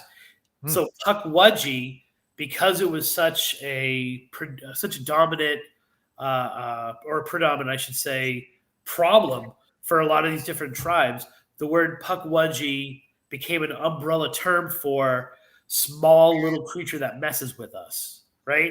And so I started to find that there were all these tribes all across America and Canada that have this word Puckwudgie in their vocabulary to describe these little mischievous trolls that sometimes go a little crazy.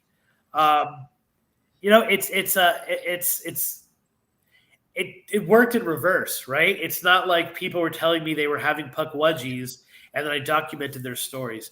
People who didn't know each other were telling me they were experiencing the same thing, and then I found the cause of it. So if we're talking about are these real or are these not real, I can't give you more, other than catching a Puckwudgie in a bucket, right? I can't give you any more proof than the fact that 3 people reported the same exact experience. Multiple people have reported it over the years since then. I've been able to document it. Didn't know each other, didn't have a term for it, and yet the experience was the same. Wow. And did you say the 3 people are from Rehoboth? No. I was just using that as context. They were all from Freetown. Oh, okay. All from Freetown. All right. Yeah. All 3 experienced it in Freetown.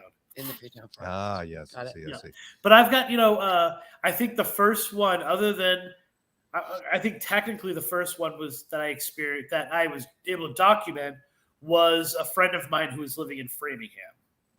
And then, like I said, I had my own experience, which I didn't know was a Puckwudgie at the time, in Wilton, New Hampshire. And then all of a sudden I started documenting these other ones. So it's really interesting because, there's the analytical side of me, and people become obsessed with Puckwudgie, and every culture has them, right? It's just Puckwudgie is a really cool word, so it's caught on. But every culture has these little things. Every time, if you can put on a map and you can document where there's a whole bunch of Puckwudgie experiences, almost always in that same area, there are rumors or documented cases of occult activity, right? And obviously, Freetown is like the granddaddy of them all, right? Like Yes, it is. that's been well documented as being real. The size of it, the size of the cults there can be questioned, but you can't question the fact that there were active cults in that forest for however many years. But all of these places that are high, that have Puckwudgie activity in them, or where Puckwudgies are reported, also, if you dig deep enough, are known locations for cult crimes and rumors of cult activity. It is funny how they go hand in hand, and certainly the Freetown Forest is one of those areas that is like a window area or portal. Area, yeah, and that was the whole question of the book is that. And keep in mind, the Bridgewater Triangle was not nearly as popular when I wrote those first 2 books about it. There's a lot of weird things going on, but also there's a lot of weird murders, and there's a lot of things like a higher rate in the Bridgewater Triangle of teen suicide, for example, for a while. Are those things related? Can the same energy, which is helping to manifest all of this unusual paranormal and supernatural activity, can it also be responsible for lower test scores and a higher rate of fatal accidents? If you guys know 24 has got to be the most fatal road in New England. Oh my God, I can't stand that road. I commuted it for years. I've seen so many accidents in there. You hear on the news like 10 car pile up. Yeah. On 93, 2 cars and 23 dead on 24. On 24. And I don't mean to minimize it by making a joke, but like I was like, what is this road to it? I didn't even realize that I drove right by it on my way to work. Like, are those? I cannot agree with you more about that. Yeah. There's something to that. So, Dark Woods was that question, right? Is the same thing? Why would a murderer abduct a teenager, abduct a teenage cheerleader, and then travel past all these really great dump locations to dump her body in Freetown? And you find that kind of story time and time again. Is it the same energy that also creates Bigfoot or draws Bigfoot in? Or the same one that allows energy to be trapped for a spirit to remain there? Why do places that are haunted also have high levels of crime and stuff like that? And that was kind of what Dark Woods, the question that kind of drove Dark Woods. So that is great, and I totally agree with you. And also, just to mention, I also think Fall River, which is next to Freetown, is sort of a cursed city, but we could do a whole show on that. Well, technically, and a lot of some could we call them triangleologists? I don't know if we call people who study the Bridgewater Triangle. Don't realize that Fall River used to be part of Freetown. Right. So when I talk about the Bridgewater Triangle, I include Fall River because in Tiverton, Rhode Island, those all used to be Freetown until they were broken up. So Lizzie Borden is definitely on the table whenever you're having a discussion on the Bridgewater Triangle. Yeah. Lots of crime, and it's I grew up in that area. It's very, very strange. It's never really had it together, and it has a very high level of unusual occurrences and crimes and murders, and just something about it. It just always feels cursed to me. And I include New Bedford in this as well, right? And being an Italian from Boston, New Bedford and Fall River, aren't they the same place, right? Like I got that mindset of and obviously anyone from the area would say absolutely not. What, are you crazy? But they both have very similar cycles of we're about to hit success and then we plummet. Yes. And we rise again. We're about to hit success and then we plummet. And it fails. Textile industry failing, things like that. Yeah, it's the trademark of a curse, right? Like that. Those are the things that. So that's why my first articles about all of this were called "The Cursed County," and it's interesting. Once again, as a folklorist, to sit back and see where Puckwudgies have gone and where the Triangle has gone in the last 20 years since I've been doing this. So great. Well, we've come to the close of our show. Where can people find Tripping on Legends, and what's the best place to go, and where can they find your books, Chris? My books you can all find on Amazon or wherever you get your books, wherever your local bookseller or your online bookseller. My primary website is trippingonlegends.com. The podcast is also called Tripping on Legends. Excuse me. So you can go wherever Apple Podcasts, Google Play, wherever you get your podcast, wherever you're listening. If you're listening to this, on whatever platform you're listening to this show, you can go Google or you can go look up Tripping on Legends. And we really call Facebook our dump site. And so you can definitely go to facebook.com/Tripping on Legends. And from there, I post a lot more little tidbits that don't necessarily make it to the website, but they make it to the Facebook page, including, daily news articles that have to do with the weird and unusual or folklore kind of walking its way through the normal world. That's great. That's excellent. That's awesome. That's excellent. And we love the show, so we'll be tuning in some more and checking you out. And Ella too. Yes. And say hi to Ella. For me, not Ella. I am the one that does all the work. She sits there and makes fun of me the whole time. She's great with you guys. Are just great together. You are. And we thank you for joining us. Yes, thank you again. We'll talk. Thank you guys very much for having me on. All right. You're welcome. We'll see you guys next week. Yep. All right. But take care. Thank you for watching Bigfoot and the Bunny. Have a good week. Bye-bye.